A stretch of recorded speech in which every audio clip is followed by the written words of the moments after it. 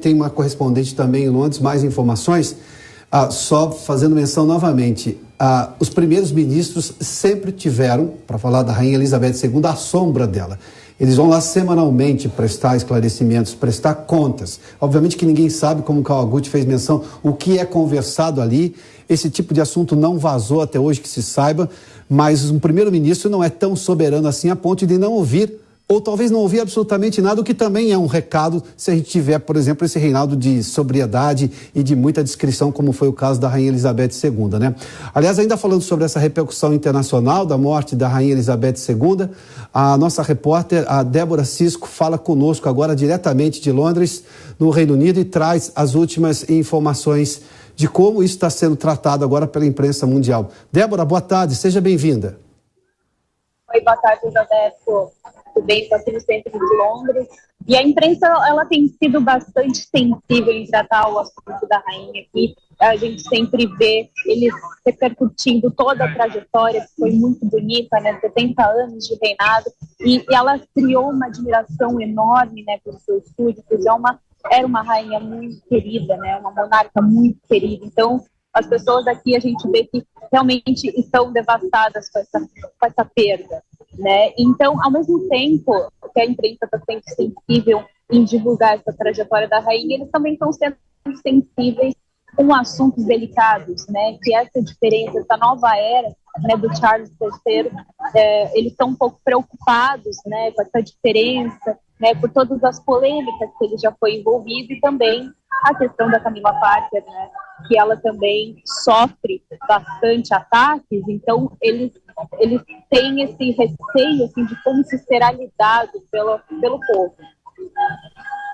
Débora, obrigado pelas informações. A gente está vendo aí que, obviamente, eu vou trazer a Daniela Alves também, especialista em relações internacionais, para a gente entender como será esse momento, porque os questionamentos acerca do que poderia vir a ser o reinado de Charles, agora terceiro, eles vêm de muito cedo, desde quando ele era muito jovem, até porque ele era o primeiro na linha de sucessão do trono.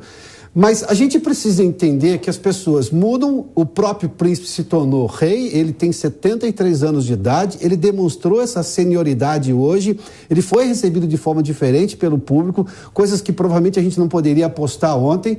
E a gente vê agora nesse discurso que a gente percebeu muitos símbolos ali, muita preocupação em demonstrar, a preocupação constitucional, o papel dele, a lógica de monarca, ou seja, o que foi agora um novo tempo para a Inglaterra, para ele, para o Reino Unido, enfim.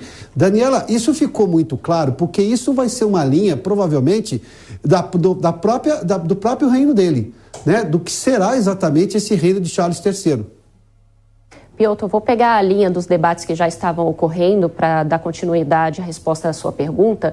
Em primeiro lugar, não existe confusão de funções, não é? Porque essas funções elas são muito bem delimitadas pela própria Constituição, como o próprio Kawaguchi estava falando há pouco aqui para nós. Eu vou pegar até um exemplo que o Kawaguchi colocou agora há pouco sobre a crise de Suez, não é? Quando a rainha ela indicou o primeiro-ministro. O que isso significa, pessoal? Que o monarca ele tem, sim, o poder de dissolver o parlamento e também de indicar um primeiro-ministro. Isso quer dizer que ele vai interferir em questões governamentais? Não, apenas em casos extremos, de necessidades extremas, em que é avaliado que há, sim, a necessidade do rei, naquele caso a rainha, intervir desta forma.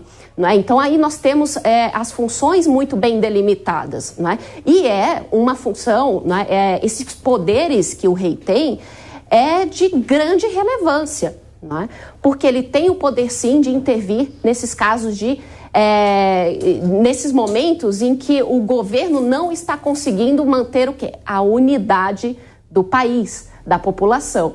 Então vem o rei, no caso da rainha, que estava até o momento, atuar nesses casos de extremas crises, Agora, a função do rei Charles, a Inglaterra, obviamente, como toda a Europa, está em meio a uma crise, mas não creio que em um curto espaço de tempo ele utilize esse poder não é, que ele tem de intervir de tal forma, não é, na política britânica. Muito pelo contrário, eu imagino que ele vai manter esta serenidade, mas tem outras questões que foram levantadas que são importantes também, não é?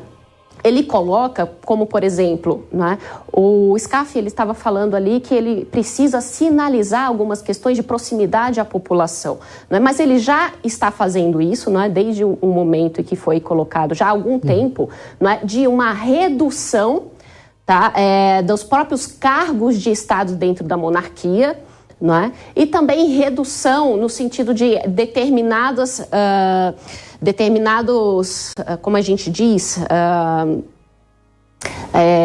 me perdi o nome aqui, o Cavagotti me ajuda aqui, determinadas funções, né, determinados momentos de se você manter a tradição, mas também conter gastos, porque este é um momento, não é, de grande crise, e o próprio rei vai demonstrar, nós também estamos entendendo, não é, que estamos em crise, nós também vamos agir adequadamente como a população espera, não é, de nós, mantendo sempre, não é, as suas ações dentro do que estabelece a Constituição e do que ele mesmo foi preparado para agir ao longo de sua vida.